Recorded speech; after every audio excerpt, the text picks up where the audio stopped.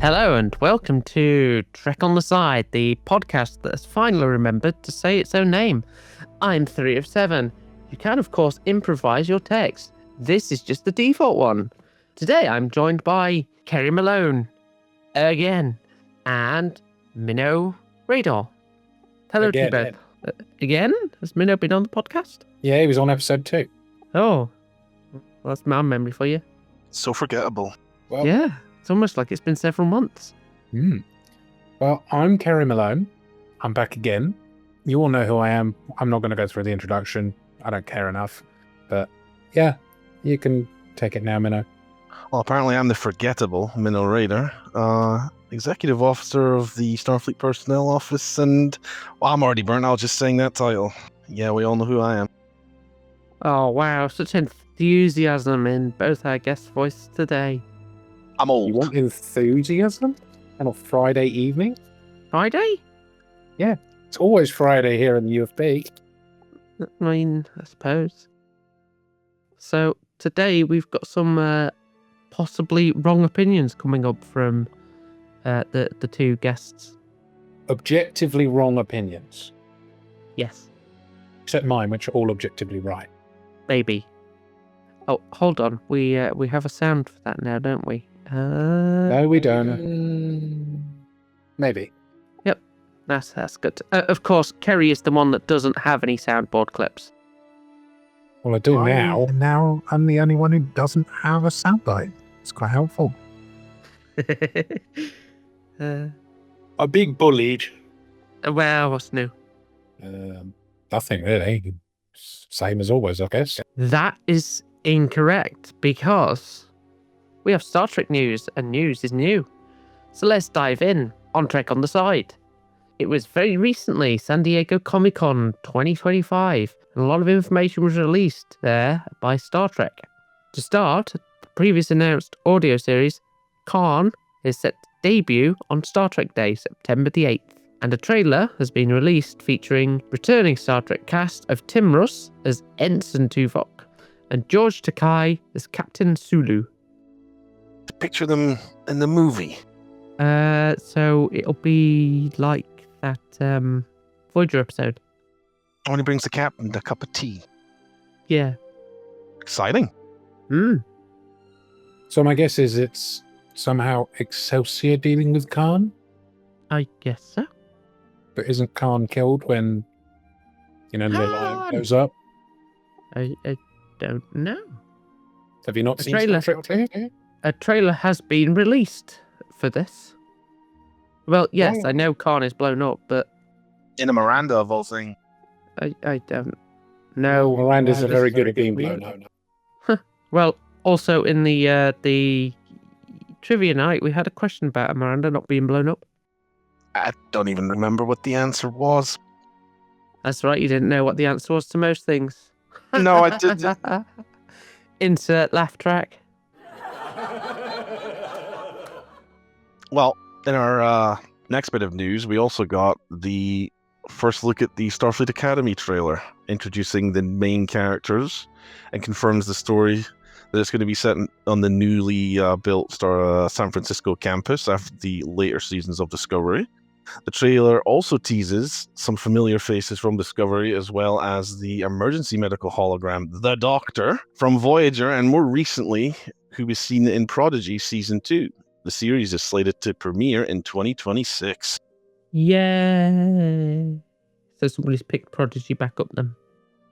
I haven't seen it, Neither have I.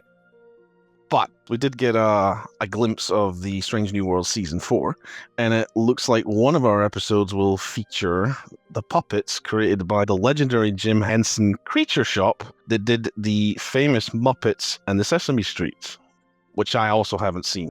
You've never seen Sesame Street? No. Kerry's old, so he's seen it.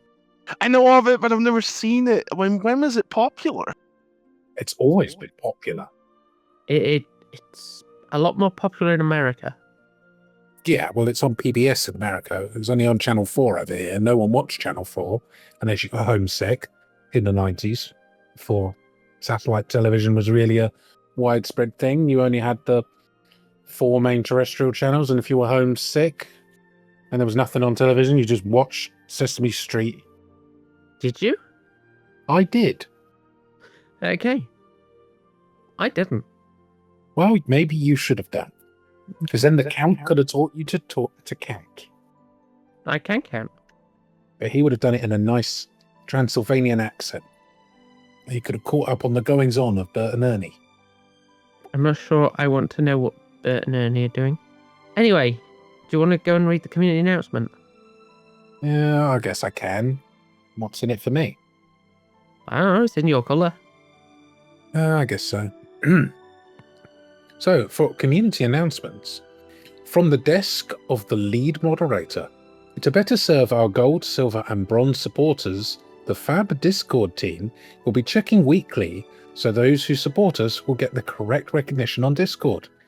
If you feel you've been missed, please contact John Matthews on the forums or on Discord. He's the one that's got Commodore on his name because he's just a door. I'm definitely feeling like we're lacking recognition. You have no recognition. Exactly. What? I don't even know who you are. There should be fireworks going off. For what? Minnow, you are recognised. For what? What are we recognising him for? I don't know. The little purple diamond at the end of our name, that's a special thing. Yeah, you get the little purple diamond thing. That's your recognition. What more do you want? It's not recognition. For his exemplary service to the UFP community over the years and dedication to the community and the Discord and friendly attitude on both, Minnow Raydor has been an outstanding member of the community. For these reasons, we're awarding Minnow Raydor with the I'm cringing already. Nobody Cares medal. Congratulations, Minnow. Wow, I'm just total cringing on that one.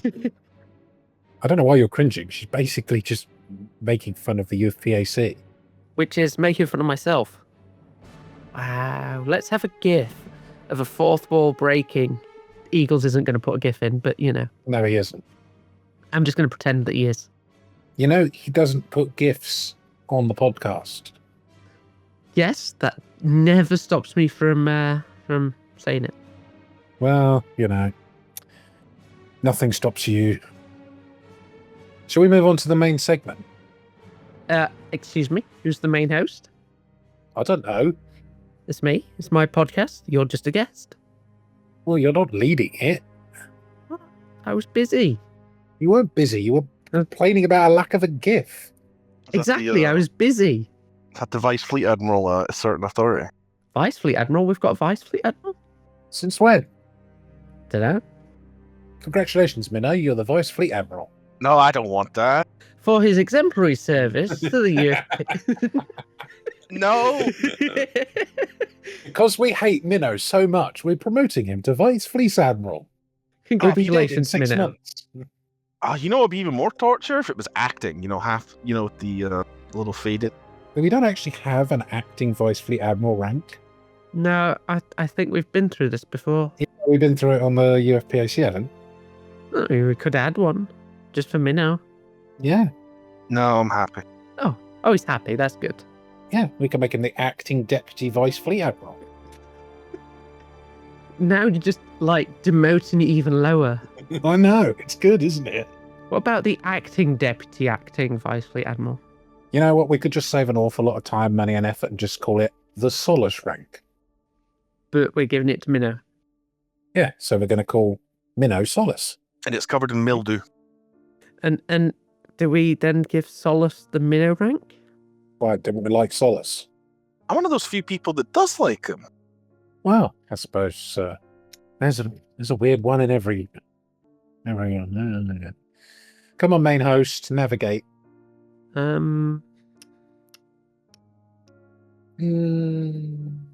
Maybe.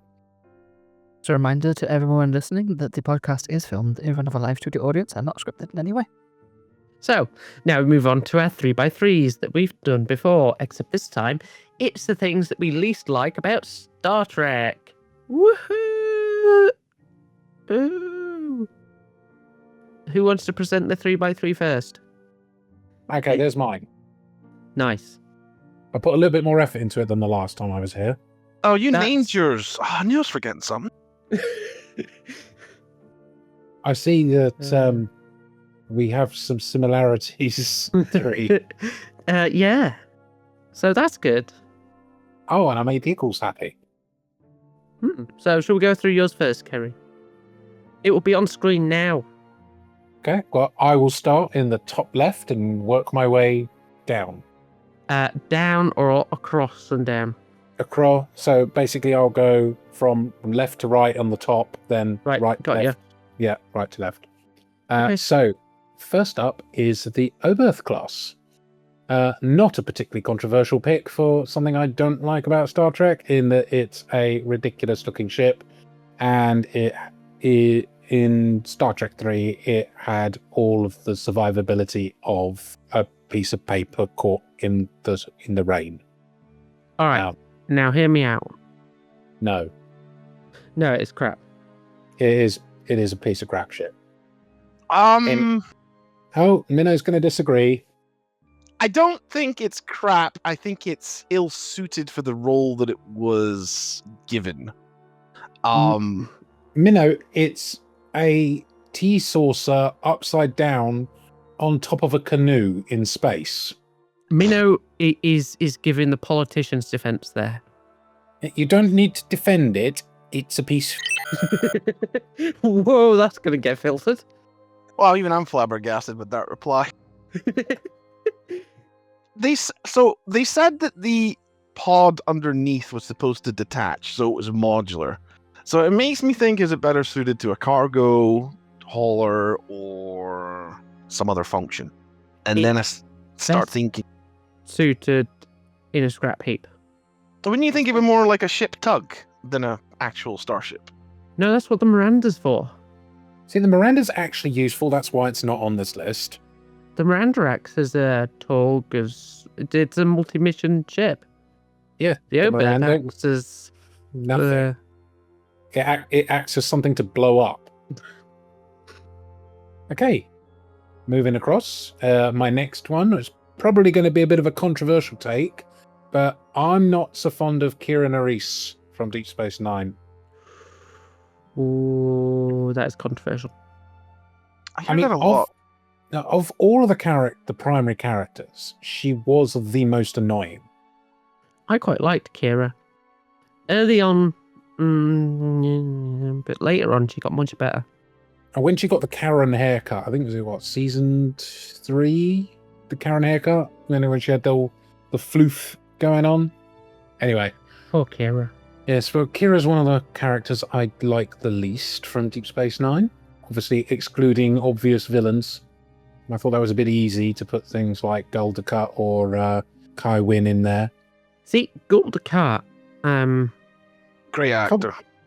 It is a great character. That was the thing. You're supposed Yeah. to hate it because he's obviously the antagonist of the series. But he was played so well, and his character was so deep. He wasn't just a two-dimensional bad guy twirling his mustache. He actually had layers. It was like an onion. but you know what else is like an onion? Ogres. Yeah. I made that comparison. my swamp! I made that comparison on purpose. Okay. Moving across. No, hold on. No. I never got to say that I agreed That's that true. early on that I thought she was really dry and boring early, and then as the seasons went on, she got rather more interesting. But then I think that was probably more down to the that she formed a bond with Cisco and started to appreciate the Federation instead of hating them, and her whole attitude changed. See, I disliked Nog more than Kira. I can understand that. But this is my list. It is your list. I She just got think to have you're Miles's baby. weird I don't know flex, why. but okay. Well, yeah, I don't know why I'm singling that out. Um, I suppose this is all the memes over the years. can we clip that bit up, please, Eagles? Yeah, that needs to go on the soundboard. Moving across, next one on my least liked things about Star Trek was the entire of Star Trek Discovery. No arguments. There were some good bits of Discovery, like season 2, where we had Captain Pike come along. That was good. The rest of it was like sandpaper to my face. I agree that getting Strange New Worlds out of it is good. Early on, the only thing that kept me watching it was the great performance of Jason Isaacs. I would say it was bad. I never got on with most of the characters, and the not so subtle attempt at forcing political agendas through the series with their characters was very painful to endure, and I did not enjoy it. Attempting to force things through has forced episodes to not age very well, such as the mentioning of some very controversial people in the real world. But we won't get into politics. This is not a political podcast. It's just that it doesn't age very well when you use people who are still alive. Yes, one would agree. And that was kind of the thing that Discovery wasn't good at, is that Star Trek's supposed to be timeless. Doesn't reference things, because when they do reference things, it dates the show and makes it unrewatchable in a lot of ways. So, but other shows that don't reference certain specific events or people, it's fine. Yeah, Anyway. TNG had the issue when it referenced Irish unification. Yeah, and then they removed that bit for British broadcast. Irish unification. I'm trying to remember what episode that was.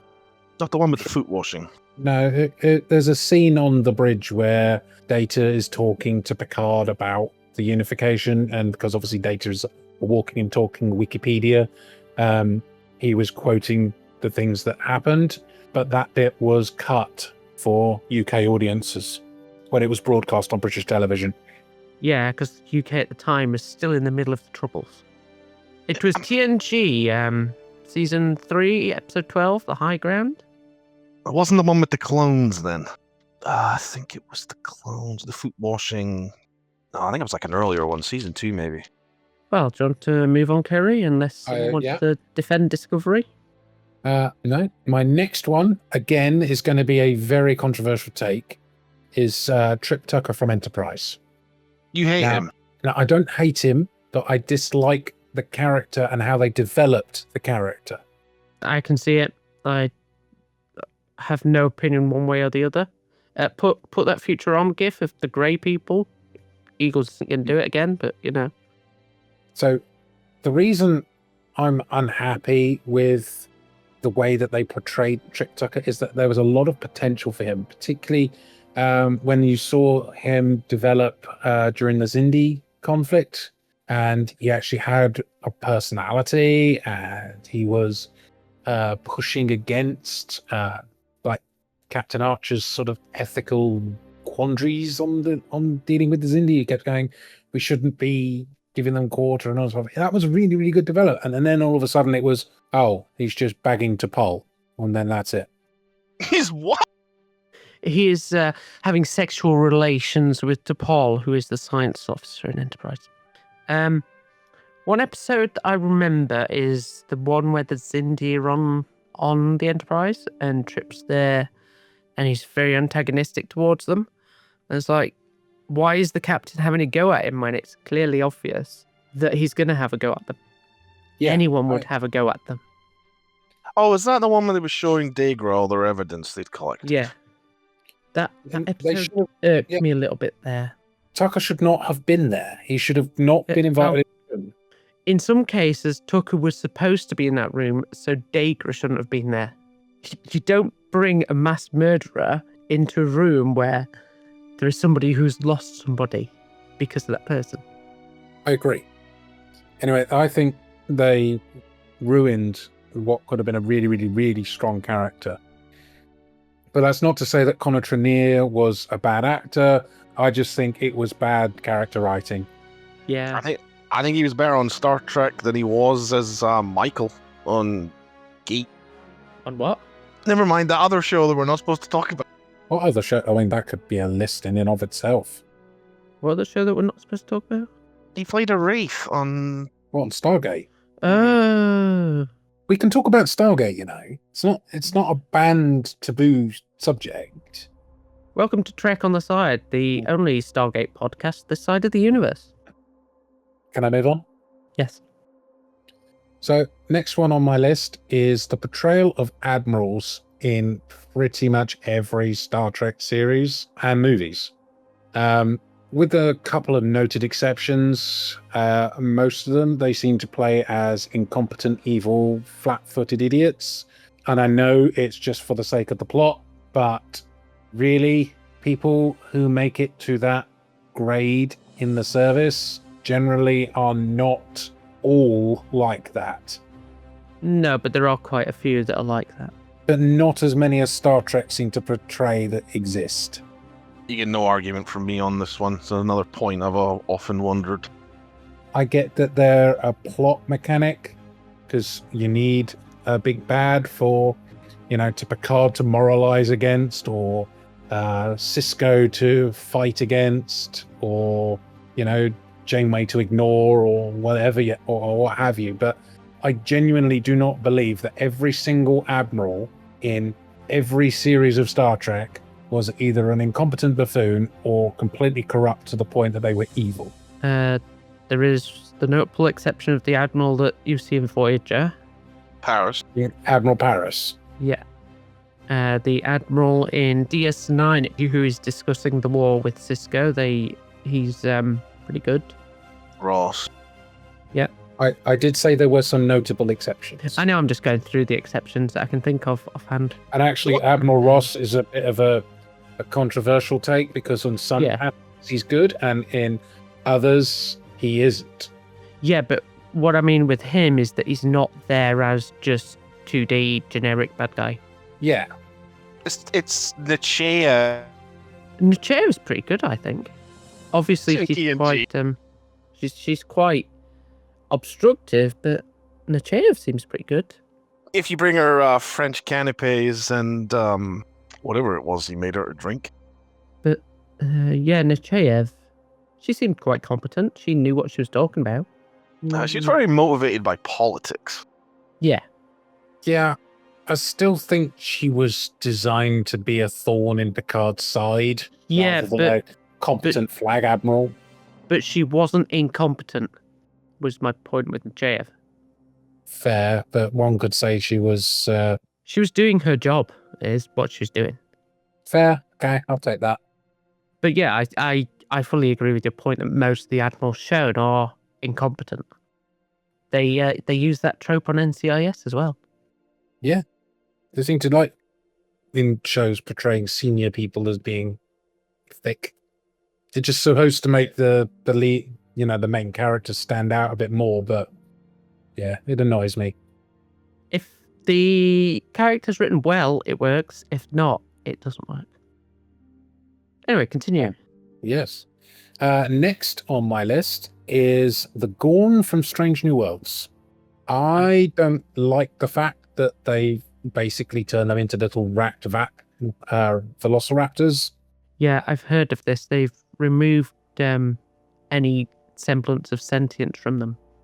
Yeah, they're not like the Gorn we saw in TOS. They're not like the Gorn we've had in Star Trek Online. Now, I know Star Trek Online is not canon, but we have seen Gorn portrayed before, but they've now made them into these little rats, velociraptor-type creatures that I don't like them. They're more... For me, I'm going to echo other sources here that people have probably already seen. They remind me too much of the xenomorph from Alien. Yep, that's a good reference. But yes, I can't stand them. I understand why they've done it the way they've done, but I don't like it. In Lower Decks, they gave them like full sentience, partying, and things like that. Yeah, well, in a lot of ways, I think Lower Decks is a brilliant series. I vastly underestimated what it was going to be like until I watched it. I fully agree with that. Do you want to come to the fence, Minnow, or agree? No, I agree with what's been said. I wish they'd picked another bad guy, somebody else maybe we hadn't seen, and given us something new. That would have been better instead of butchering the Gorn that we know. Yeah, but they like to butcher pre-established aliens and stuff when they're rebooting series. Just look what they did in Picard with the Borg. Discovering the Klingons. Oh, God. I mean, they could have just used the Klingons again. It's not exactly in that time period it wouldn't have been unheard of. I think they're saving that. Well, that kind of makes me wonder, is the Gorn hegemony, has it been axed at this point by the Klingon Empire, or are we still waiting on that? Who knows? They seem to be establishing canon as they go. Anyway, moving on. I'll move on to my next one, which I imagine I am not going to get any resistance to at all from anyone, which is the Star Trek Picard Season 1 Xerox fleet. No, the copy and paste fleet. Yeah, that's why I called it the Xerox fleet. Wasn't it because it had to be rushed? Yeah, they had a day. Actually, I think it was a night. Apparently, roughly 8 hours, according to our producer. Yeah, it was a production problem, and they basically, what they did was they just did Control V for the whole thing.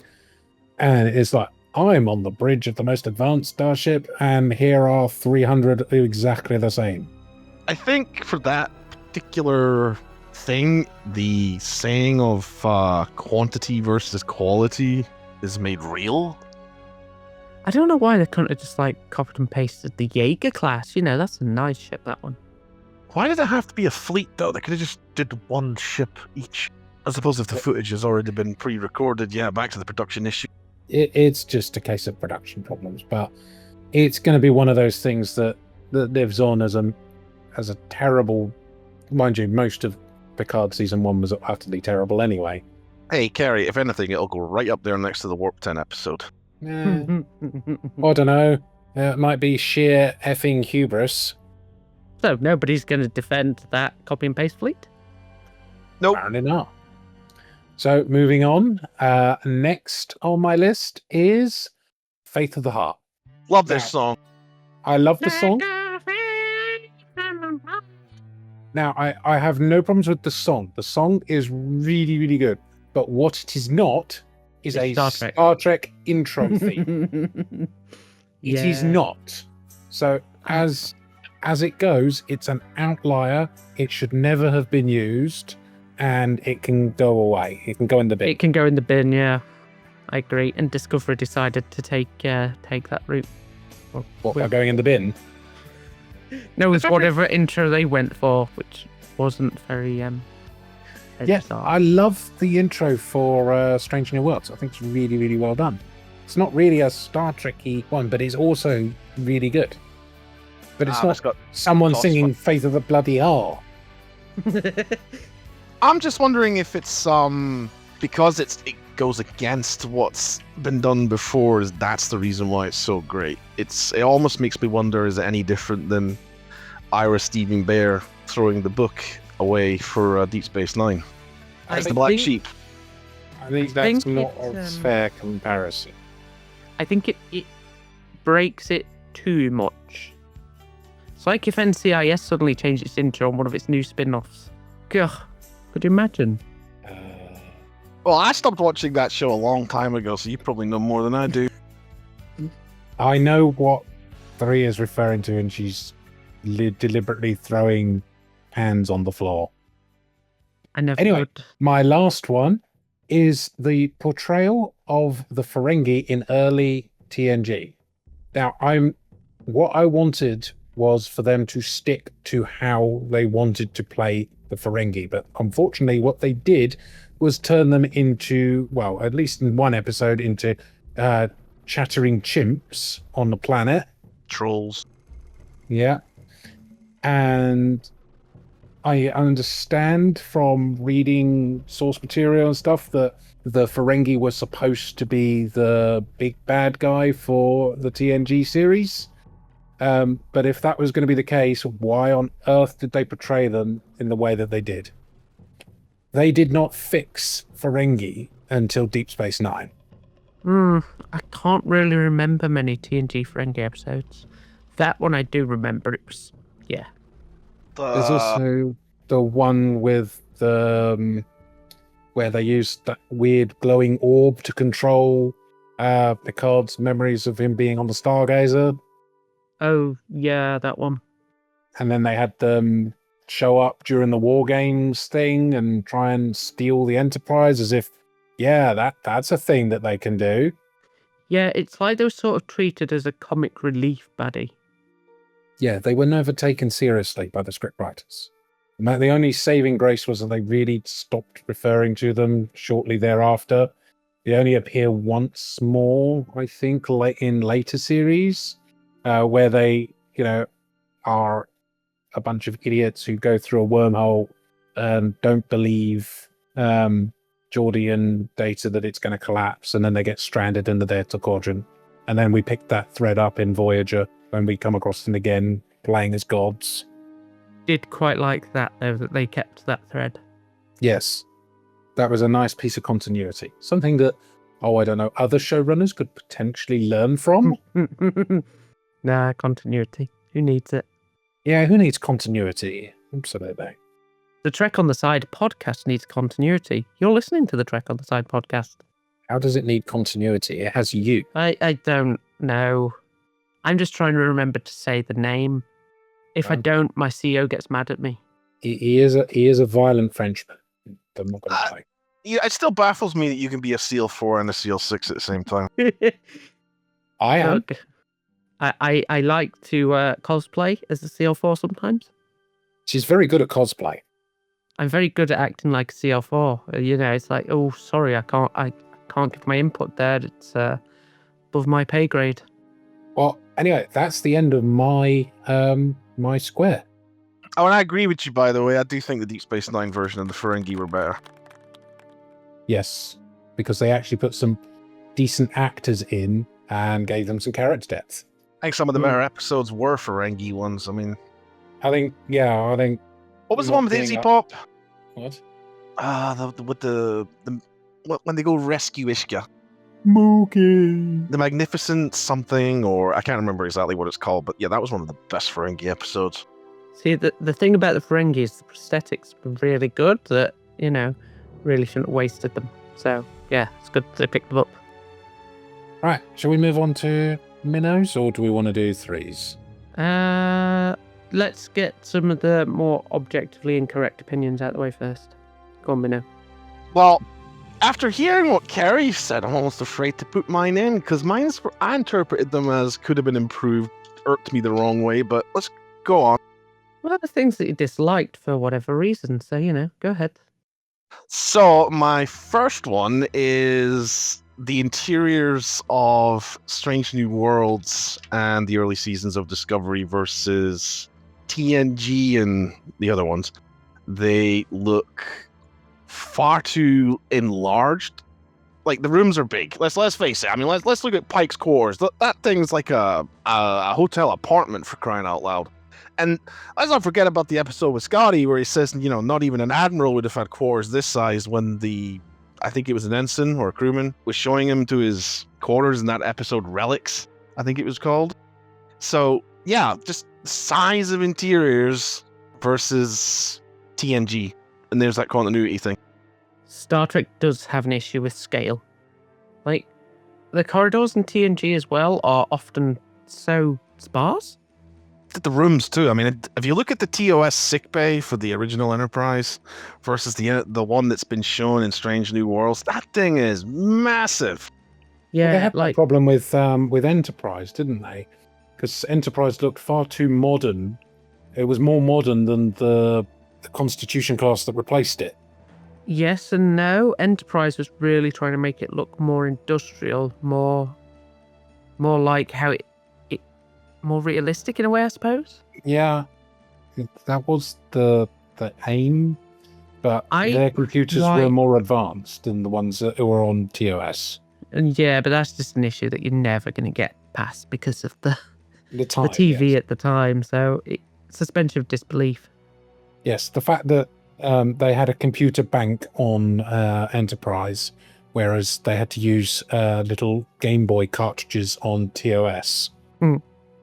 But the thing I liked about Enterprise interior is that it felt more like a ship.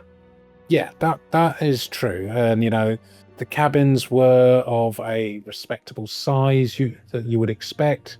There was dual occupancy. It felt more like a Navy vessel.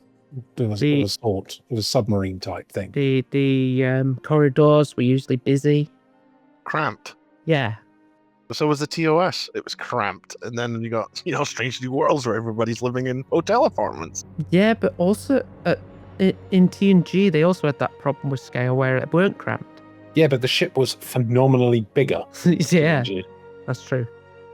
And it was also explained in canon because it was a massive ship with, families on board, and it was a big science exploration ship with big laboratories and things like that. So the scale made sense.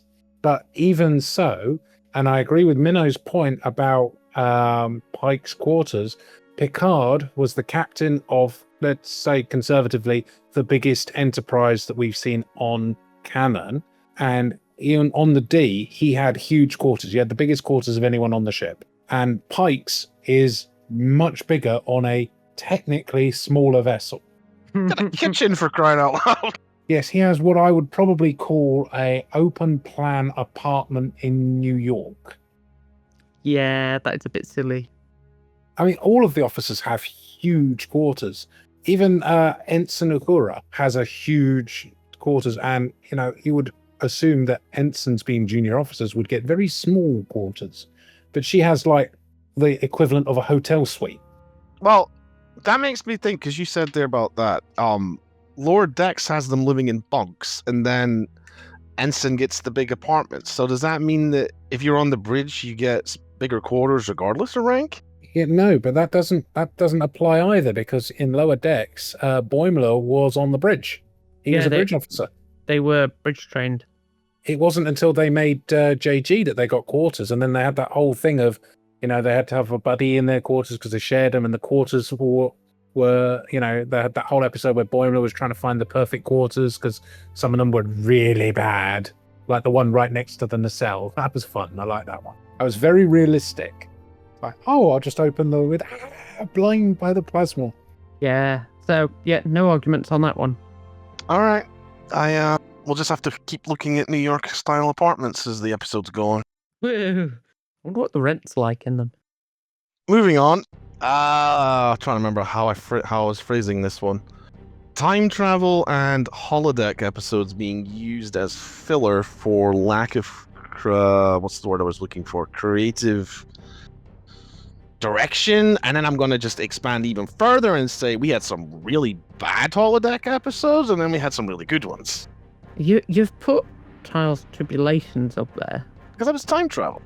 Yeah. Or was it? It was also one of the better episodes. Oh yeah, no. Yeah. That Well, was a of course banger. I'm using the best slide. That'll be the example of a good one. Oh, right, okay. Because, yeah, the way that they fitted everything into old footage there was pretty good, I thought. Plus, they had their own storyline inside the storyline. It wasn't just them running around doing Trials of Tribbles. It was, they had the funny stuff, and you also had the whole what's up with the Klingons thing, and Worf going, we don't talk about it. It was great. And you even had O'Brien getting caught up in the whole fight on the station. It was a really, really strong episode.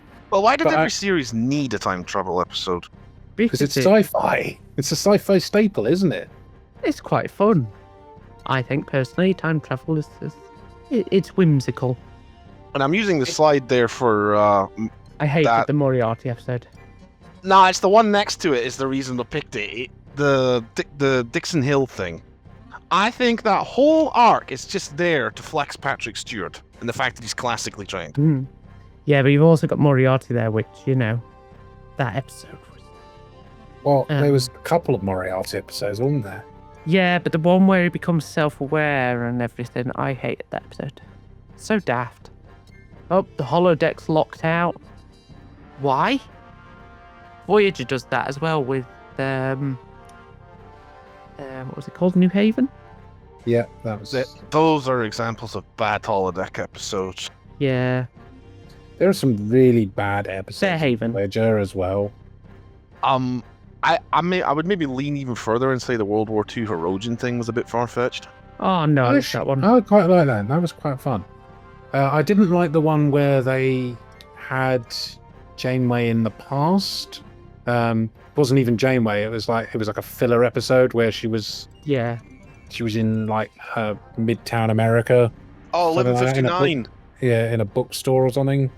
Yeah, the Hiroshima 2-part. I thought that was pretty good. That was actually really, really well done. I liked that one. Or Harry it- Kim being forced to put holodeck projectors all across the... Yeah, I liked how they did that to use it as a way to make the Doctor become more part of the crew as well. Because he had all those hollow projectors all over the ship. They then suddenly had the ability to have the Doctor go everywhere.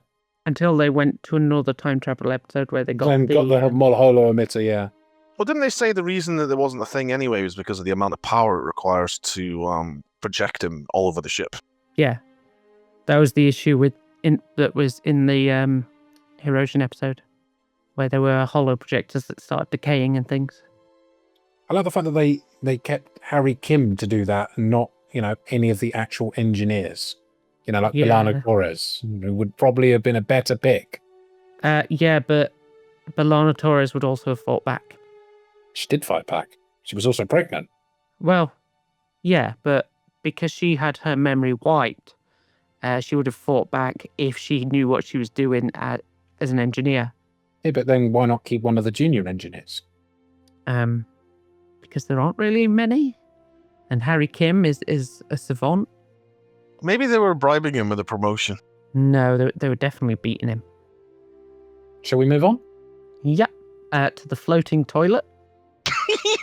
Yeah, I'm very interested to see what this one's going to be. Oh, this is... Remember, I didn't have much context to go on other than what we wanted. So, in the entire... Other than the episode of Trip talking to a class of children about the thing for a brief second, we never got to see the high-tech Star Trek toilet.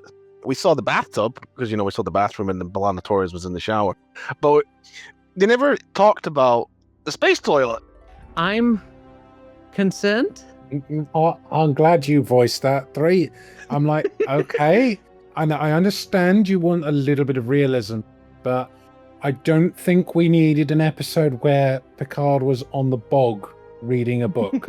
Well, the reason that they're so one of the side doors on the bridge of the Enterprise is supposed to be the head. So there is a toilet, Yeah, but we've never seen.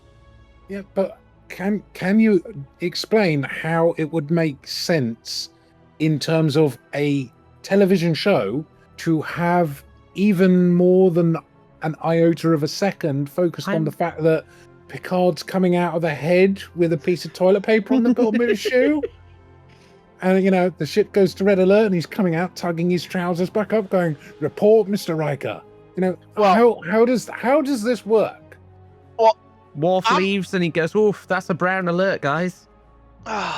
Or he comes out and he goes, "Don't go in there." But when I picture this high-tech Star Trek toilet that we should have gotten, I think, is it going to be like some of the things we see coming out of Japan?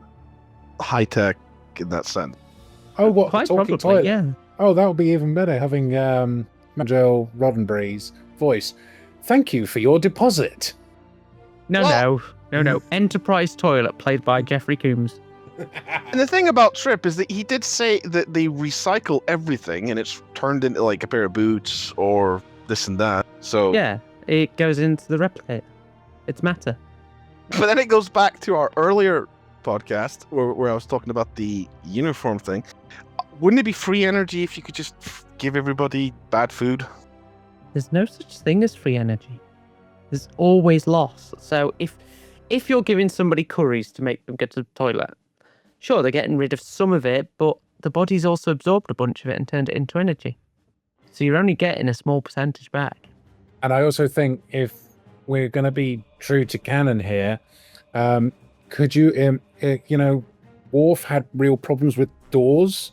Could you imagine him having real problems with the toilet seat?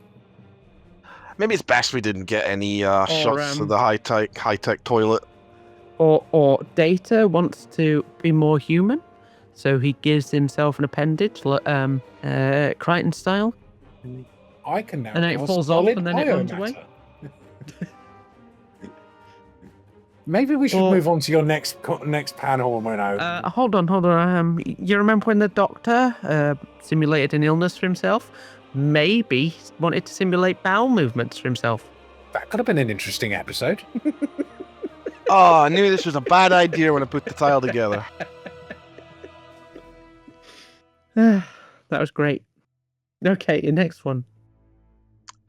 Next one. Why is it that early Star Trek, early seasons of Discovery and Strange New Worlds feel more advanced technology-wise than the TNG era? We've got recently with the holodeck thing, which I'm sure we'll get to, and then you've got the holo communicator on the Bridge of the Defiant, and then they've got one on, I think, is it season 1 of Discovery, the early one? We've got the bridge panels look way more high tech than TOS. I mean, TOS we can just ignore because it's way too. It's a product of it. Yeah, it's a product of its time. But you've also got to consider that TNG is also a product of its time. The way that we look at advanced stuff is you've got to base it on the fact that it was mid 80s to mid 90s that they filmed that. So for that time period, that was really advanced stuff. But when they get to DS9, it becomes harder to. Well, DS9 was again mid to late 90s, right up into the early noughties. But a lot of the prop design and the background things, they moved away from the more clunky LCARs to the more LCARs that made some sense. Prefer the old LCARs, the pink and the orange and the blues and. Yeah, but you would prefer episodes about toilets as well, so you know. Lack thereof. No, you're complaining about a lack of toilets, so you know. Yes, I'm saying lack of episodes because they don't talk about the toilet. But yeah, I think some of it is because in Discovery they wanted to show some of the things that were known to Star Trek, like holograms and things, and I think they probably shouldn't have really if they were going to make it a prequel. Yeah, they made it a lot Enterprise more didn't do it. Yeah. Enterprise was made after TNG, and they didn't introduce things like holodecks. Well, let's forget for a moment the Enterprise wasn't even supposed to have a view screen. Didn't have a view screen? It had a view screen, and it wasn't supposed to because they introduced the Romulans. When Spock is standing, one of the TOS episodes, he's explaining that no one's ever seen a Romulan ship. They didn't have view screens, and it was fought by primitive nuclear weapons. Oh, was he explaining the Earth-Romulan War? Yeah. Doesn't Enterprise take place after the first? Before. No. He's it's talking about Enterprise, not the Enterprise. He's talking about the show Enterprise. It's not supposed to have a view screen. Yeah. They don't have shields for quite a long time. Well, they didn't have torpedoes until a little while in. Yeah. They just had armored hull plating that polarized the hull. Polarized the hull plating. Yeah, because that made all the difference. Has it made some difference? Well, I mean, I get it. So it's a product of its time, but it still irks at me. I mean, yeah, I can agree on this with some of the technology. Yeah. Shall we move on to your next one then, Minnow? I wouldn't say in this take. This one is not a problem with the show per se. It's more just the publishing and advertising. We don't get much merchandise these days now, the last 10 years. I mean, if you go back to the 90s, and I remember it vaguely because I actually used one of the images that I remember seeing this from, the Enterprise D bubble bath. The saucer detached, and you could put the bubble bath in. I remember this because I had to draw the blooming thing in art class. And then you got the action figures. I'm sure they probably did lunch boxes, pencil cases, but they don't do that anymore. Yeah, merch has changed a lot. They don't do that for a lot of anything unless it's a children's show. Yeah, but also Star Trek was somewhat of a family thing. A bit like Doctor Who. Yeah, and it isn't now. No. Also, if they were going to do merch now, I think if they were going to do one of those Enterprises where you take the top off and you can see inside, they should include the head, just for accuracy's sake. Yeah, they need to make sure that, the lower deck toilets are also covered off as well. Oh, that's true. You need to sit in the bathtub with my Enterprise D bubble bath and my space toilet. Can we clip that bit up as well, please? Okay, I think. Yeah, Maybe merch then on this one. would be nicer, but I think the problem is that it's moved on and kids aren't playing with it. Plus, it's kind of the merch that we get now is more collectibles. Yeah. and it's a lot more high-end stuff. It's not aimed at kids. I mean, just look at the Higomos stuff. I mean, you don't expect kids to play with that, especially since even if you look at an Higomos model, funnily, one of the nacelles falls off. You know, I could go on to say as well that it's not like they do books anymore, but we opened with that audiobook news. So, but do they do those in the abundance that they used to? I mean, I got like 3 boxes in the attic of Star Trek novels. We just chop it up to we live in the digital age. I mean, talking of merch, that's great. I mean, there's this show that I watch called Has Been Hotel that has some good merch. That does have good merch. They've teamed up with Good Smile Company as well for some figures. You know, the opposable ones. Yeah. They're cool. Oh, sorry, this is Trek on the Side, the podcast that is supposed to be talking about Star Trek. I like the Alistair Duck. Hmm. I'm actually probably going to order the Alistair Duck. You play with that in a bathtub. Yeah. With the Enterprise? I've got the Picard Duck. I can put the Picard Duck on my toilet and be accurate for your... So, your next one. Killing Jadzia Dax. See, Agreed. Yeah, it annoys me. I wish they kept her for one more season. I was reading a bit before we went live. I was reading that she tried to come back as a reoccurring for season 7, but they wouldn't give it to her. No, they didn't want to. Which is really disappointing because it's just like, why couldn't you have kept her for one more season? And then it's like, why kill her? But then at the same time, I'm thinking, as dark as it was a great branching story arc. Not so much for the Ezri thing, but for, getting to see Worf all mad and Cisco sad. It was a crap death. It was brutal. They didn't have to do it that way. It could have come up with something better. But then if she had just been reassigned, you would have had to have taken Worf with her. No, I think they were going to have to kill off the character. You couldn't really reassign her. But and I don't mean to speak for you 3, but what I think 3 means is the way that they killed her off was really pants. She should have had a much better, final moments thing, put up more of a fight, not be surprised by Dukat in Power Wraith form, just, force choking her and then she falls to the floor, putting up 0 fight. Because that's not what her character was about. She was a really good character and she would not have just died. Felt like the writers were just taking it out of the actor. Well, with her Lame. attachment to the Klingons, I would have liked, I agree, I kind of would have liked to have seen her go out in a blaze of glory with honor. I certainly would have liked to have put up a bit more of a fight. Yeah. I see you've put Star Trek Online next. Is that also a lack of toilets? No, it's the character from Star Trek Online, Kumarke. Who is Kumake? She is a recurring character in Star Trek Online, and I can't stand it. Right. Like, wow, just please get her off my screen. What annoys you about her?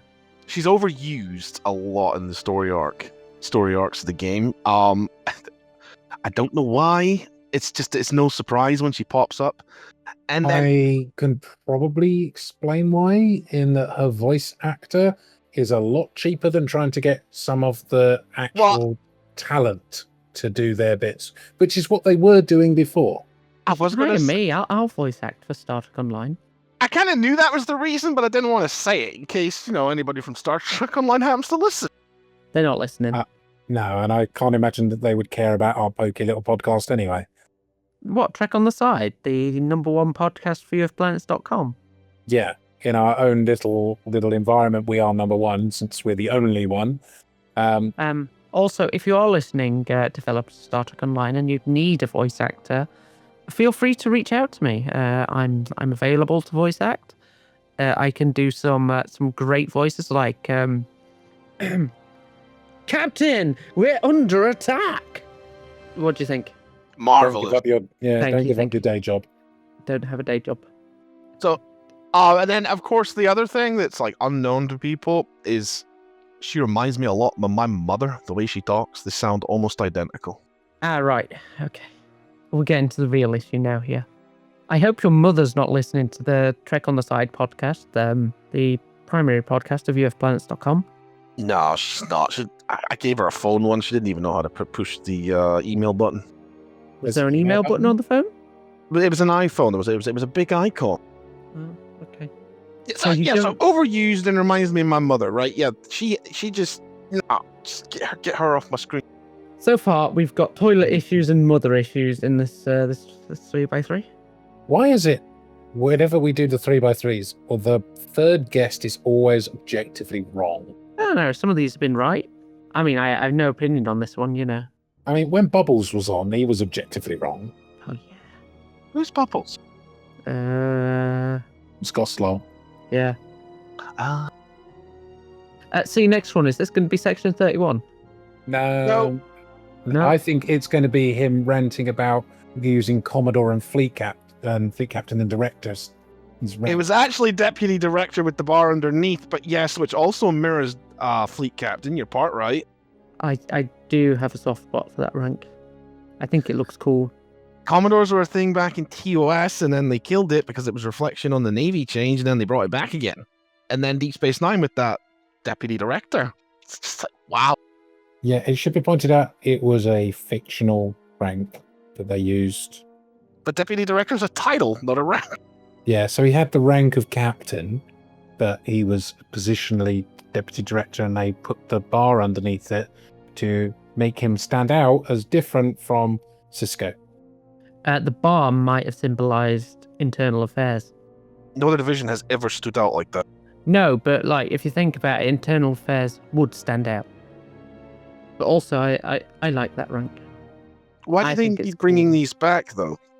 Recalling back to the earlier times. I mean, if you think about it, they're using old ranks, old ship designs, and old interiors. Just, wow, these the people that write this stuff never seen the things we got in the 90s. They probably have, but they're trying to pull people in who liked those by shoehorning in certain elements. I want the deputy director rank on the UFP now. Well, you can as a CL4. I'm sure you can get it. But it's not in the system as a rank. I think we need to add it. The problem for that is graphical one, not a logistical one. Yeah, no. Eagles, can you make a new rank? Thanks. Yeah, it would somehow have to match the ranks that currently exist on the forums, and we do not have the original PSDs for those. What would you call that? Fleet Captain or Deputy Director? Fleet captain, probably. Yeah, to keep it in theme with everything else. But I thought a Is it- Fleet Captain was a Commodore. No, an interesting demarcation that they touched on in TOS, because they had both Fleet Captain and Commodore in TOS, and a Commodore was a flag officer who was often found in command of either a small squadron of ships or a starbase, not to be confused with an admiral, and a fleet captain, of which there was only ever one ever portrayed on the screen, which was obviously Fleet Captain Pike. It was more of an honorary, very senior captain who could command a small squadron of ships in his own authority, but he was not a flag officer. Yeah. And usually, and quite often more a temporary rank. If you think about how Commodore was used by the Royal Navy before it became a substantive rank in the early 20th century, it was a appointment. The person was still an actual captain in rank. They were not treated as different from other captains, and once their appointment was done, they reverted back to their substantive rank of captain. But whilst they were a Commodore, they could fly a flag. Yeah, I just like the rank, so, you know. I'm very feeling bad now for putting it in there, because now we're going to have 3 wanting a new shiny. No. Well, she's already the fleet admiral, so I don't think she'll be a fleet captain anytime soon. And your final one that looks very controversial. Oh, this is an easy one. This is my joke one. Not that the space toilet wasn't a jokey one. Not think enough now Jeffrey you- Coombs episodes. Oh, I see. Jeffrey It was Coombs, close. very versatile. It was very close, because it was either not enough Jeffrey Coombs episodes or another Sloan one that said that I'm very disappointed that Elam Garrick and Sloan never got any on-screen time. I mean, canonically, it made sense for Sloan to avoid Garrick, Yeah. because Garrick would have sensed him out right from the start. And then Nova was saying we could use more Jeffrey Combs because then it would make him he would take the record for the actor to appear in more than 4 shows. Because I think he's neck and neck with Q right now. Well, he's not going to be able to best it now. Rest in peace. Is he dead? Yes, unfortunately so. Oh, I didn't get a memo. Yeah, I don't think a memo was passed around. I think it was more a case of it was announced. Oh, maybe I should have used the Garrick one then. I mean, it's fine. Jeffrey Combs. Fine, yeah. Although, Wikipedia doesn't have Jeffrey Combs as dead. I don't see him dead either. I could have sworn he died. I could have sworn he died as well. Then he put out a post lately assuring people Oh. that he wasn't dead. Maybe. Oh well. Unrest in peace, Jeffrey Combs. Yeah, he's apparently still 70 years old somewhere. Good. I could have sworn, Ah well. Oh my god. One of those things. Anyway, mine. Open with the classic of Wesley Crusher. No arguments. Because, well, he's Wesley Crusher and he's annoying. Yeah, no arguments. I'm a amazing child. I know what a bridge is. Look at me. Beep, boop, beep, boop. I hated that grey uniform thing they had him in. Talking of the deputy director rank, which is worse, the weird grey acting ensign uniform or the deputy director rank? Wesley's uniform was worse, especially when he got towards, I want to say the end of season 3, when he didn't actually fit into that costume anymore. Mm-hmm. And whenever they filmed him walking away, it's quite obvious that it did not do up at the back. Poor Wesley. What an annoying character. Star Trek Discovery. Shall we have this discussion again? No. No? No one wants to go over Star Trek Discovery again? I just liked it for Jason Isaacs. No one cares. I think you said that before. Okay, here's one. Every Riser episode. You only had 2. No, not more than 2. Been several. Oh, 3! Oh yeah, Deep Space Nine, Picard, Well, and then Enterprise. Exceptionally cringe. It's like No, she's got a point. She has a point.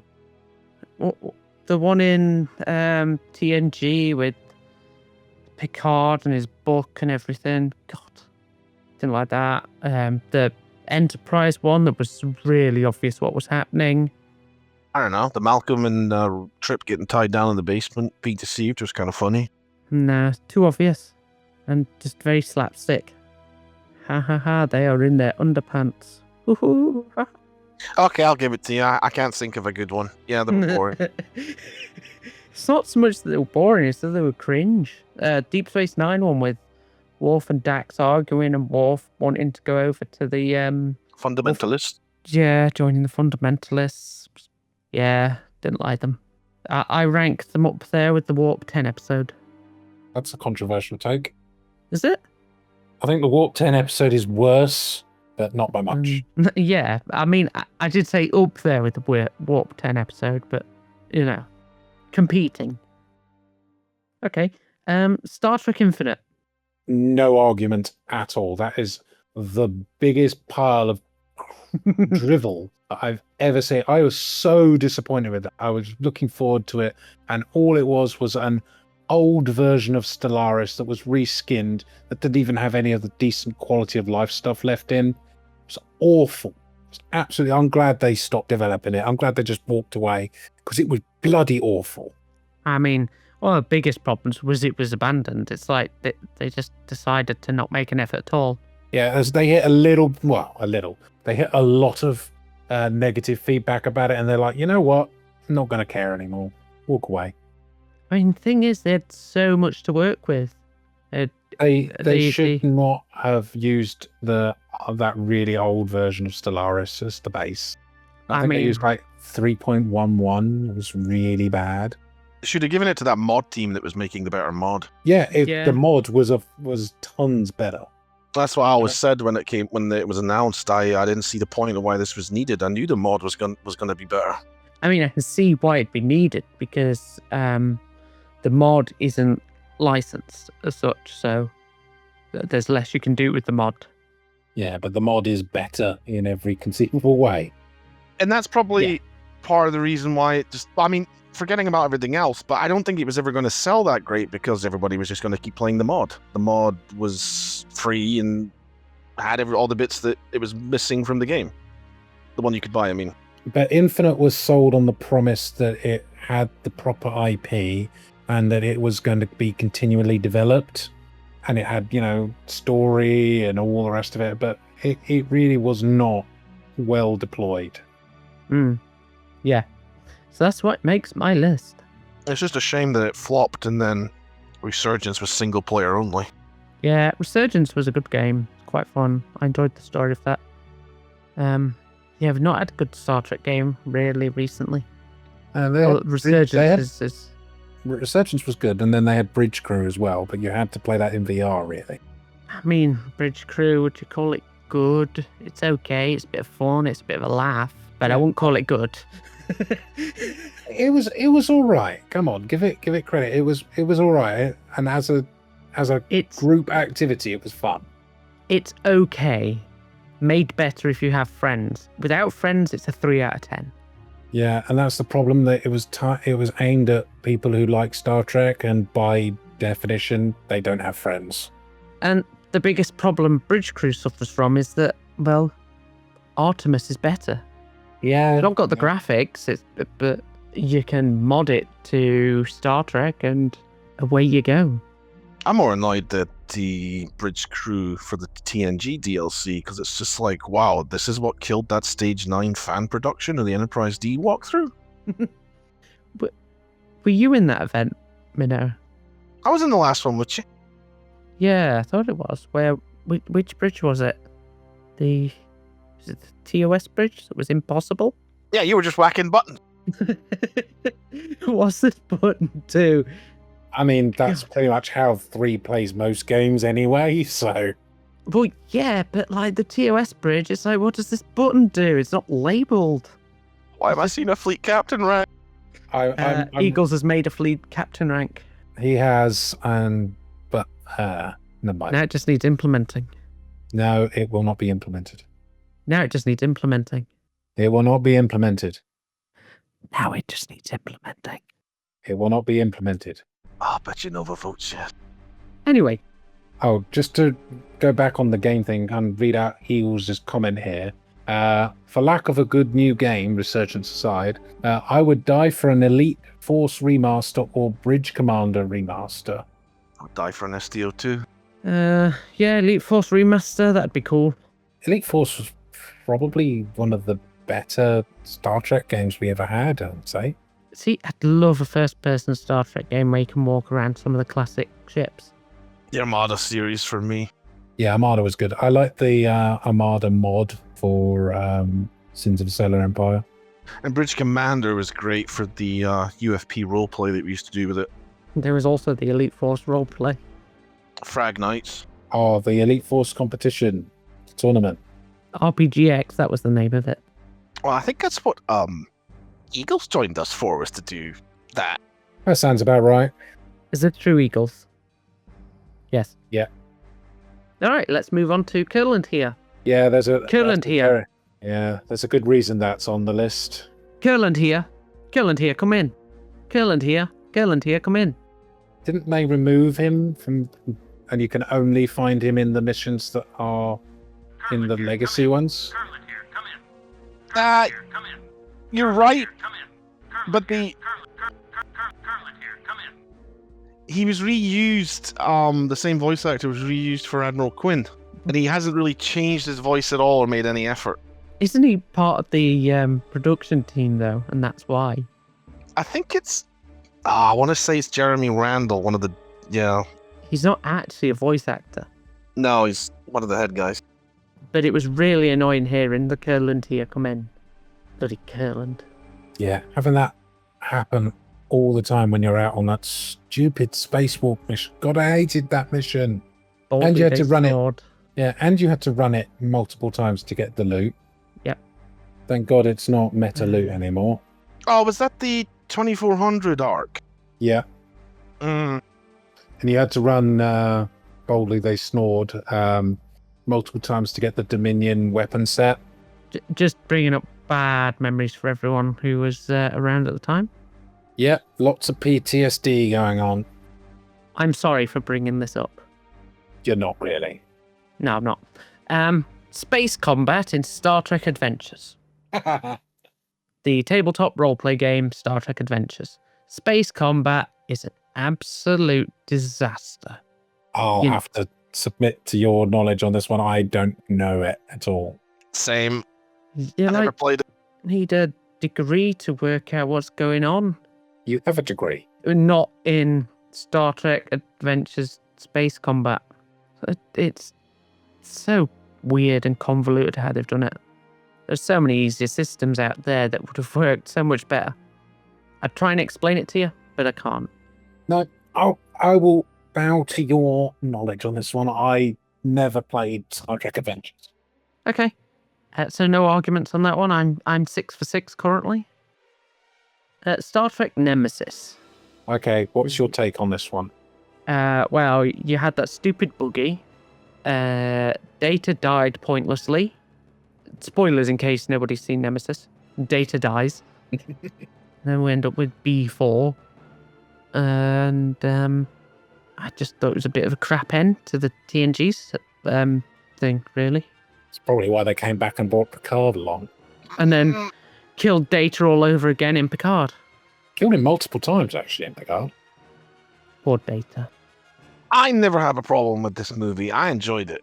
I loved it from the soundtrack. To be honest, it's mostly the soundtrack. It really does it for me. Let's forget about the Valdors, the Wrexham, I believe. It The was new Romulan ship. And as Eagles has just pointed out, it has some of the best starship combat scenes. Oh yeah. Battle of the Basin Rift. My issue with it is the plot, not the aesthetics, not the music. It's the plot. Yeah, the plot's It's terrible. plausible though. Can I just point out that both times the Enterprise has been wrecked, Deanna Troy's been driving? Yeah, but that's Troy for you. She justified in one of them, though. I will point out that Star Trek Nemesis has a 6.4 out of 10 on IMDb. Oh, it's doing better than Snow White. That's not hard. And what's the problem with the space buggy? It's just a bit out of place. You know what the space buggy needs? Space toilet. This isn't your 3x3, this is mine. Do you see any toilets on my 3x3? It's also You're probably interesting to know it's one of the only things that STO hasn't put in yet. Probably because they break the game the moment they tried. What toilets? No, the space buggy, but because then it would be Oh, right. similar to what Starfield did with the introduction of the ground buggy. I've not tried it in Starfield. Well, my next one is the Enterprise opening. We covered Yeah. this. No arguments. Great song. Song's fine. The opening is just completely out there. And finally, Kai Wynn. Hate that woman. Now, it's no secret that I sometimes have attachments to morally grey characters. I don't know Kai what you Wynn- mean. Well, Game of Thrones, you see, I liked Cersei Lannister. She was a pretty cool character. I see. Yeah. Yeah. Carry on with your point. I can't think of any others after that. Would you count 7 of 9? No, she's not morally grey. She's just grey. No, fair enough. I can't think of any others offhand though, so you know. But yeah, Kai Wynn, just a 2D villain, just boring. Attempt. She's the evil space pope. Yeah, but like they could have added something more to a character, but she just ended up becoming a plot device for Gold Cat. Well, she had to be useful for something. I don't think it was You know. bad on the actress's part, though. No, it wasn't bad on the actress's part. You can only play the hand that you've been dealt. Yeah, her character was not developed properly. It was literally just to be someone that Kira didn't get on with. Antagonistic to Cisco. I'm shocked she lasted as long as she did. What, because of Cisco's inherent need to blow up things that annoy him? It's just, she lasted the entire show, pretty much. More or less, yeah. Unlike Dax. Jadzia Dax, that is. What Dax? Yeah, she just completely flat character. No, I agree. potential. I hate the character, but love the actress. I think Louise Fletcher was great in some aspects of it, but 9 times out of 10, just yeah. Yeah, I mean, yeah, she did what she could with the role, but the role was rubbish. No getting around that. So I'll call that 9 for 9. I have objectively correct opinions. Thank you. So I win. Thank you. It's definitely scripted. This wasn't scripted. It's not in the script that I've won, unless somebody adds it now. Maybe. You're going to add it now. Oh my god. Well, that's been the main segment of Trek on the Side, the UFP's primary podcast. Oh, we've been at this quite a while.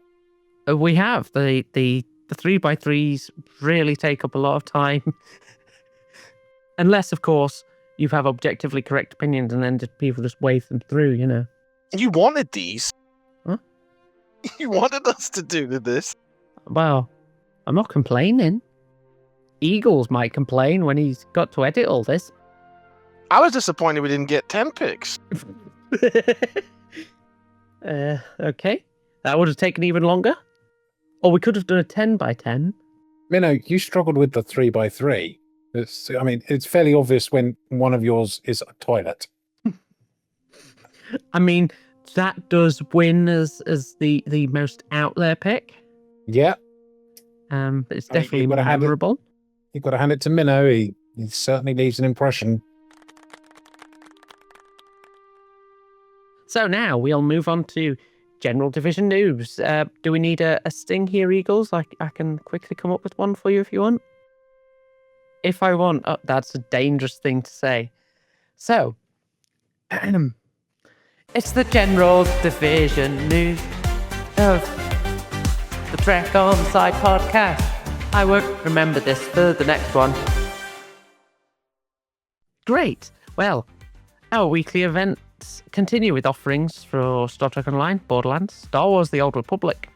We also have more plans for future trivia nights, which I've been hosting, So make sure to comment if you'd like to take part in future events. Players new and old are welcome to attend any of the UFP's events. Please keep an eye out on the forums for full details. And remember, any members can make an event if you do reach out to the Discord moderators to sort out a Discord event. Also, don't forget to check out the news section on the website, especially Warlord's recent review of Dune Awakening, if you're thinking of picking up that game. Dr. EMH's discussion of the Prime Directive is also a very interesting read if you're looking for something more Star Trek orientated. And 3 of 7, shockingly, has an upcoming review of a new book from Schaefer Publishing called Inspiring Enterprise. Thanks to Schaefer Publishing for getting in contact to send an advance copy to the UFP ahead of its September 28th worldwide release date. I didn't know you could read That's 3. me. What do you think I've been doing with the script? Well, I don't know. That's the concern. It's a very prestigious honor. I know. What, being able to read? No, getting an advance copy before anybody else. That's why I'm head of press. I mean, it is already released in America. Wow. Poor Minnow is just... Oh. I thought we were super duper special. I mean, we are because it's not released in the UK. Poor Minnow's flat tone. Oh. No. Well, this one. It's the tone he makes when he realises that there's another episode of Star Trek with no toilet for. I'm starting to regret agreeing with this now. He's like, I'm watching Strange New Worlds. Has it got a toilet? No. It's puppets. Oh, if it's not space toilets, it's black bags. I'll tell you about that story one day. Please don't. Ah, Weird. Go on. Star Trek lower toilets. as the representative of our Starfleet personnel office, I would like to let everybody know to keep an eye out for our upcoming discussion posts and to check out the old ones that we've done. We also have our recently released around the community thread that sums up recent announcements and community news. I would highly encourage everybody to get updated with that. On behalf of me and Hey Hello, I would also like to take this opportunity to thank everybody in the SPO staff team who has stepped up recently. It has not gone unnoticed, and we generally appreciate all your hard work. So, who wants to read the first subscriber? I'll do it. So, first subscriber question from John Matthews. What Starfleet division would your favourite cartoon character be in if they joined Starfleet? I already know the three's answer, but go on. Do you want me to answer? Well, we're each going to answer, aren't we? Yeah, do you want me to answer first or last? Yeah, mine you go is going to be quite a shock. No, it won't. It might. So I think that Ash Ketchum from Pokemon.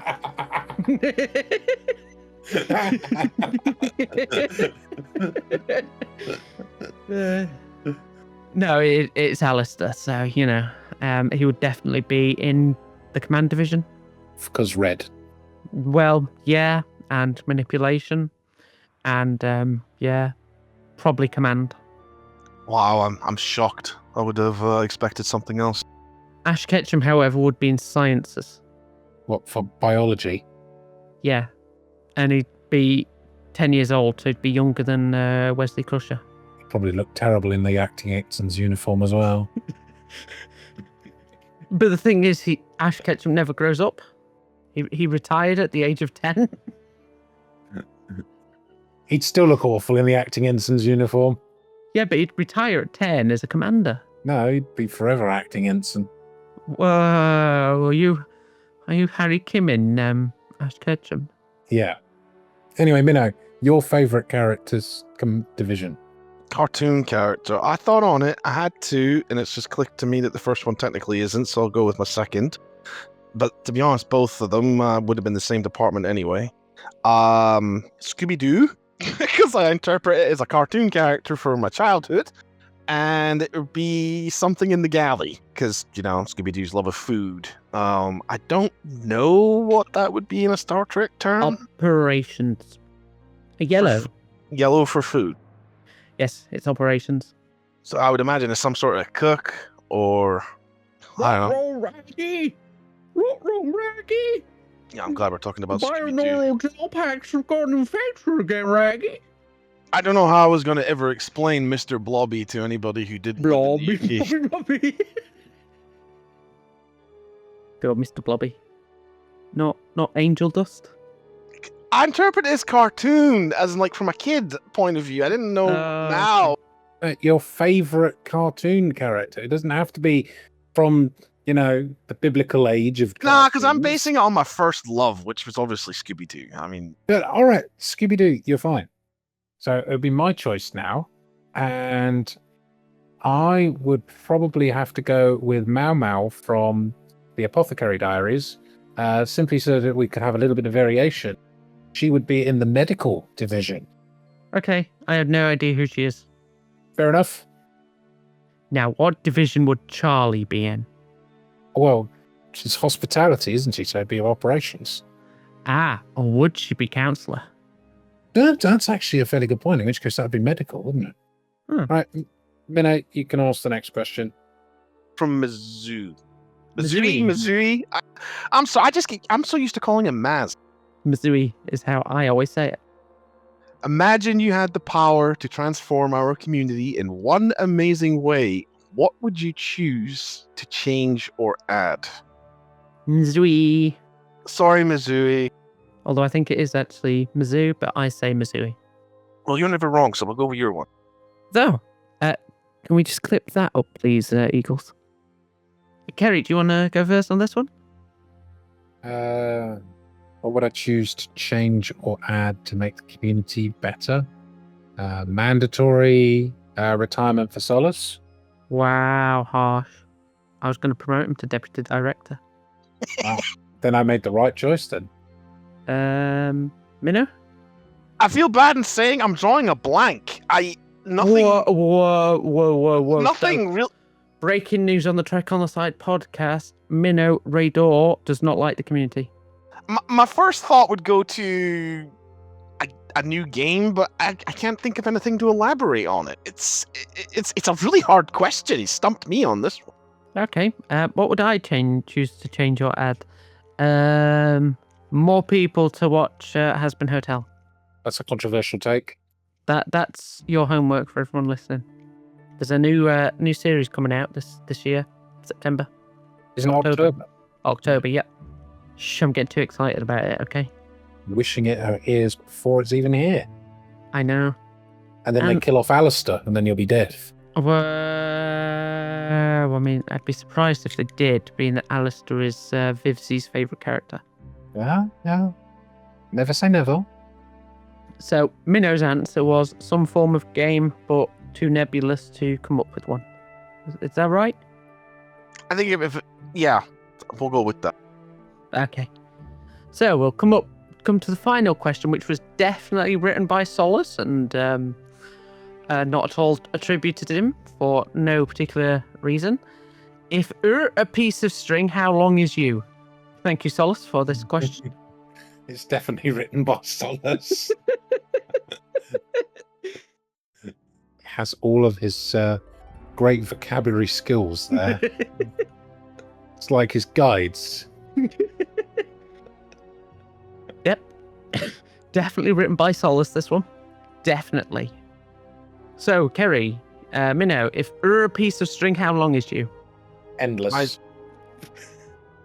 So it would be done into an infinite symbol. Is that what we're saying? Just loop back on itself. I don't know. This question makes no sense, Solace. Why did you send it in? I think when someone says if it's based on the how long is a piece of string, I will give the answer I give in the real world. It's as long as my teeth and as long as my nose, and it's something I will never know. Okay. Thanks for the deep insight. If I'm to base my answer off of Hightower's gif of me, apparently I am inevitable. So, Right. And I refuse to answer such a silly question. Gah. Who wrote this? Solace. No, he didn't. It was actually me. I wrote it. Doesn't surprise me. Okay, so now we come to the outro. That's all the questions. Please do subscribe or become a Nitro booster on Discord, and then you can submit your questions for the next Trek on the Side. So, yeah, final thoughts and comments. What are your final thoughts and comments? Other than the 2-hour mark of the recording has been reached, but maybe not what you've been listening to. Has it been 2 hours? It's been 2 Apparently hours. so. We have spent 2 hours talking about Minnow's fixation with space toilets. Oh, If you thought the welcome. podcast could slip no lower, there it goes. Welcome to the Toilet on the Side podcast. Toilet in Space podcast. So, how do you think you have both come across in this podcast? Do you think the community will reflect more positively on you? I think if anything, they're going to get some laughs. Yeah. Yeah, while Minnow's sitting there spitting his captain's log into the space toilet. Okay, well, on that bombshell, that's all we have time for this episode of Trek on the Side. Thank you for joining us. Please don't hesitate to head over to the forums and share your least liked things about Star Trek. We'd love to hear what you have to say. And now, to round off, we'll go through our supporters, starting with the gold ones. We have Bedders, Bridger, Brit Surfer, Chi, Daily Dose of Sam, Eagles SG, Fensmith, Hectu, Hightower, Kusaku, Morris, Warlord, Zanti, and Zach. Thank you for being gold supporters. We have no silver supporters. We'll read the bronze ones. Ah, I thought that meant that Toilet Boy could read the bronze ones. No, Toilet Boy is reading the server boosters. Okay. So, for our bronze supporters, we have Des, Foster, John Nix 2, Miles, Nikama, Selick, Suske, Stormy, and Von Luden. For our server boosters, we have Bridger, Daily Dose of Sam, Gostul, Hightower, Jammers 195, Jess, Jester Smith, John Matthews, myself, Nova Lance, Solace, Stormy, Sunfire, and 3 of 7. That last one's me. Yes, that's you, the one and only. Is it really? Yes. And that's all we have time for. So thank you for tuning in once again. And please remember to flush and lower the toilet seat. Live long and prosper.